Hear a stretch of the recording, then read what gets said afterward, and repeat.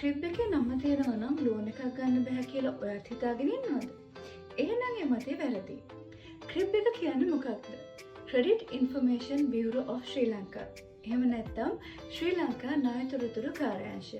Crib එකේ මූලික කාර්යභාරය වෙන්නේ ශ්‍රී ලංකාවේ ලියාපදිංචි ණය දෙන ආයතන වලින් ණය තොරතුරු එක්රැස් කරලා ඒවා පවත්වාගෙන යන අතරතුර අදාළ ආයතනවල ඉල්ලීම පරිදි නැවත ඔවුන්ට නිකුත් කිරීමයි. ඔයා ශ්‍රී ලංකාවේ වාණිජ්‍ය බැංකුවකින් හරි ලියාපදිංචි මූල්‍ය ආයතනයකින් හරි ණයක් ලබාගෙන තියනවා නම් එහෙම නැත්නම් ඔය අපකරුවෙක් විදිහට අත්සන් කරලා තියනවා නම් ඒ සියලු තොරතුරු ක්‍රිබ් වාර්තාවේ සඳහන් වීම සාමාන්‍ය දෙයක්.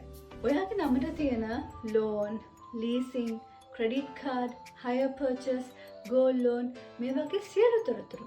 ඒ කියන්නේ කොච්චර මුදලක් අරගෙන තියනවද, කොච්චර වට ගෙවන්න තියනවද, කොපමණ ඇරියස් එකක් තියනවද, ඔයා කොච්චර දවස් ප්‍රමාද වෙලාද මේ ලෝන් එක ගෙවලා තියෙන්නේ වගේ සියලු තොරතුරු ක්‍රිබ් වාර්තාවේ සඳහන් වෙනවා. ශ්‍රී ලංකා ණය තොරතුරු කාර්යාංශය මගින් ඔයාට ක්‍රිබ් ස්කෝර් එකක් ලබා දෙනවා. ක්‍රිබ් ස්කෝර් එකෙන් කියන්නේ ඔයාට ණයක් දුන්නොත් ඔයා ඒ ණය පැහැර හැරීමට තියෙන සම්භාවිතාවයයි. ක්‍රිබ් ස්කෝර් එක කාලෙන් කාලයට වෙනස් වෙන්න පුළුවන්. ඒක ගණනය කරන්නේ ඔයාගේ ණය ආපසු ගෙවීම් අතීතය, ණය ගැතිභාවය, පුද්ගලික තොරතුරු වල වෙනස්කම්, බැංකු හා මූල්‍ය ආයතනවල ගනුදෙනු කිරීමේදී සිදුවන වෙනස්කම් වගේ කරුණු කිහිපයක් සලකා බලමින්. ක්‍රිබ් ස්කෝර් එක 250 ඉඳලා 900 දක්වා පරාසයක පවතිනවා. මේකෙන් කියන්නේ ඔයාගේ ණය අවදානම පිළිබඳවයි. ඒ කියන්නේ ඔයාගේ ක්‍රිබ් ස්කෝර් එක වැඩි නම් ඔයාගේ ණය අවදානම අඩුයි. හැබැයි ඔයාගේ ක්‍රිබ් ස්කෝර් එක අඩුයි නම් ඔයාගේ ණය අවදානම වැඩි. ඔයාගේ මූල්‍ය කළමනාකරණය හොඳයි නම් ඔයාට හොඳ ක්‍රිබ් ස්කෝර් එකක් පවත්වාගෙන යන්න පුළුවන්. ඔයාගේ ක්‍රිබ් රිපෝට් එක බලා ගන්න ඔයාටම පුළුවන් කියලා දන්නවද?